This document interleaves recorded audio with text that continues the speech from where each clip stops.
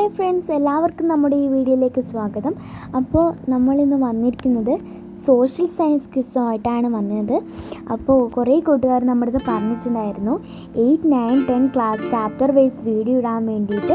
അപ്പോൾ അങ്ങനെ ഒരു വീഡിയോ ആണ് നമ്മളിന്ന് വന്നിരിക്കുന്നത്.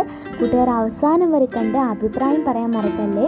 കൂട്ടുകാർക്ക് എല്ലാവർക്കും പ്രയോജനകരമായ രീതിയിലുള്ള ക്വസ്റ്റ്യൻസ് ആണ്. കൂടാതെ 8th സ്റ്റാൻഡേർഡിനെ ബേസ് ചെയ്തിട്ടുള്ള വീഡിയോ ആണിന്ന്. അപ്പോൾ നമുക്ക് വീഡിയോയിലേക്ക് പോകാം. തുടർന്ന് ക്ലാസ്സുകൾ വരുന്നതായിരിക്കും. പ്രാചീന ശിലായുഗ കേന്ദ്രമായ ഭീംബേട്ക സ്ഥിതി ചെയ്യുന്നത് എവിടെയാണ്? ഉത്തരം മധ്യപ്രദേശിൽ.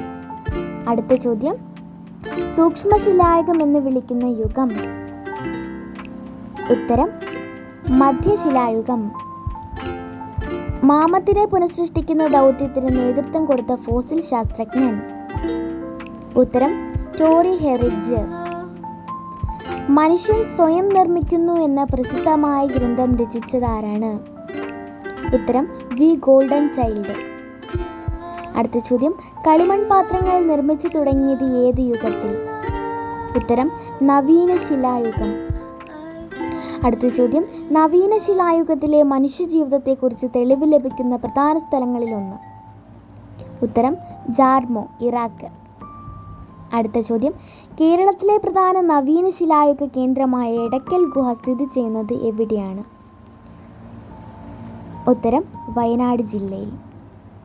അടുത്ത ചോദ്യം, കെട്ടിടങ്ങൾ, പാടങ്ങൾ ഉൾപ്പെടുന്ന ഭൂസ്വത്തുക്കളുടെ അതിരുകൾ, ഉടമസ്ഥാവകാശം എന്നിവ രേഖപ്പെടുത്തിയ ഭൂപടം ഏത്? ഉത്തരം കഡസ്ട്രൽ മാപ്പ്. അടുത്ത ചോദ്യം, ഏഷ്യയുടെ പ്രകാശം എന്ന കൃതി രചിച്ചത് ആരാണ്? ഉത്തരം എഡ്വിൻ അർണോൾഡ്. അടുത്ത ചോദ്യം, ബുദ്ധമത ഗ്രന്ഥങ്ങൾ അറിയപ്പെടുന്നത് ഏതു പേരിൽ? ഉത്തരം ത്രിപിടകങ്ങൾ. അടുത്ത ചോദ്യം, മഗധയുടെ ആദ്യ തലസ്ഥാനം ഏതാണ്? ഉത്തരം രാജാഗൃഹം. അടുത്ത ചോദ്യം, അന്തരീക്ഷത്തിലെ ഏറ്റവും കുറഞ്ഞ താപനില അനുഭവപ്പെടുന്ന ഭാഗം? ഉത്തരം മെസോപാസ്. അടുത്ത ചോദ്യം, ഇന്ത്യയുടെ ആസൂത്രണത്തിൻ്റെ പിതാവാരാണ്?